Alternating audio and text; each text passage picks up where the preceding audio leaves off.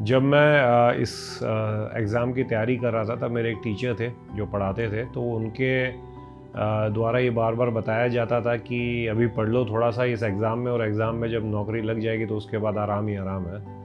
तो उस समय ऐसा लगता था कि टीचर सही बोल रहे हैं, परंतु उसके बाद जब नौकरी में आए तब पता लगा कि वो कितने गलत थे। सभी के लिए मैं ये कहना चाहूँगा कि ये बहुत चैलेंजिंग जॉब है। इसमें आपके जो बड़ी ऑड आवर्स में आपको जॉब पे जाना पड़ेगा। कोई निश्चित 8 घंटे की जॉब नहीं है कि आप 8 घंटे काम करके आ गए। सम टाइम आपको 18 घंटे 19 घंटे भी काम करना पड़ सकता है, और सेटिस्फाइंग जॉब है एक। अगर आप 18 घंटे भी काम करेंगे तो आप दूसरों के लिए काम कर रहे हैं, तो एक सेटिस्फैक्शन लेवल उसका रहता ही है। और जैसा मैंने आपको बताया था, फेस्टिवल्स पे भी आपको काम करना पड़ता है। You have to work, but you are working for the public, you are in a public service. So these are the challenges, परंतु हम लोग उसको मैनेज करते हैं। इतना पर्सनल टाइम अपना स्पेंड नहीं कर पाते हैं, बट हमको उस चीज़ का रिग्रेट नहीं है, ज़्यादातर ऑफिसर्स को। तो अगर आप इसमें सर्विस में आना चाह रहे हैं, या if you aspire to be in this service, तो ये जो नोशन है कि आपको काफ़ी आराम करने को मिलेगा, तो ऐसा नहीं है। It is also posting based. Some postings are from 10 to 6 या 10 to 7, but most of the postings in police department are like they have no fixed times of working. आप सुबह भी हो सकता है 7 बजे अगर कोई क्राइम हो गया तो आपको 7 बजे भी यूनिफॉर्म पहन करके जाना पड़ेगा। 5 बजे भी अगर कहीं रॉबरी हो गई है तो आपको 5 बजे सीन ऑफ क्राइम पे विजिट करना पड़ेगा यूनिफॉर्म पहन के। So you have to be battle ready all the time. There is no fix hour, like it depends on the situation. If the situation calls for our service, we have to go for that.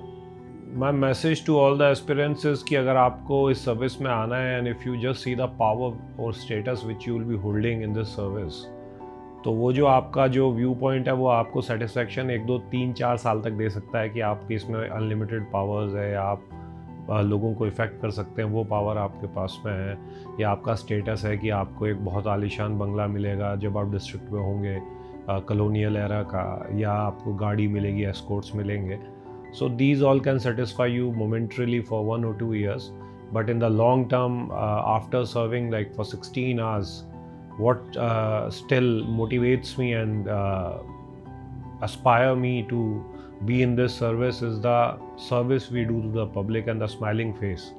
जब लोग आते हैं और दुआएं देके जाते हैं आज भी, और कोई वो बुज़ुर्ग भी हो सकता है 80 साल का, या महिला हो सकती है 80 साल की जिनको उनका बेटा परेशान कर रहा है, उससे लेकर के किसी वाइफ को कोई पति परेशान कर रहा है, से लेकर के किसी के घर पे चोरी हो गई, किसी की मोटरसाइकिल चोरी हुई, किसी गरीब की साइकिल चोरी होगी, वहाँ से लेकर के कोई बहुत अमीर आदमी है उसके यहाँ पे चोरी होगी। तो हर क्लास का, हर वर्ग का, हर कास्ट का, हर एज का आदमी जो पीड़ित होता है, वो जब आपके पास आता है और आप उसको बहुत सेंसिटिवली सुन करके और सही काम करते हैं, तो जो उनकी भाव होते हैं मुँह चेहरे पे, और जो दुआएं आपको देते हैं, वो टाइमलेस है। उसके लिए वो अल्टीमेट मोटिवेशन है मेरे ख्याल से, जो हर पब्लिक सर्वेंट को ड्राइव करता है हमारे काम करने के लिए।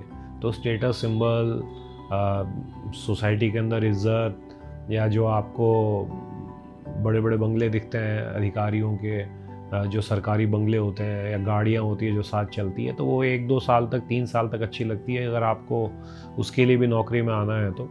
But ultimately what I think that every public servant जो होता है वो कुछ सालों के बाद में यही सारी चीज़ होती है जो उसको एस्पायर करती है और बर्नआउट नहीं होने देती किसी भी अधिकारी को।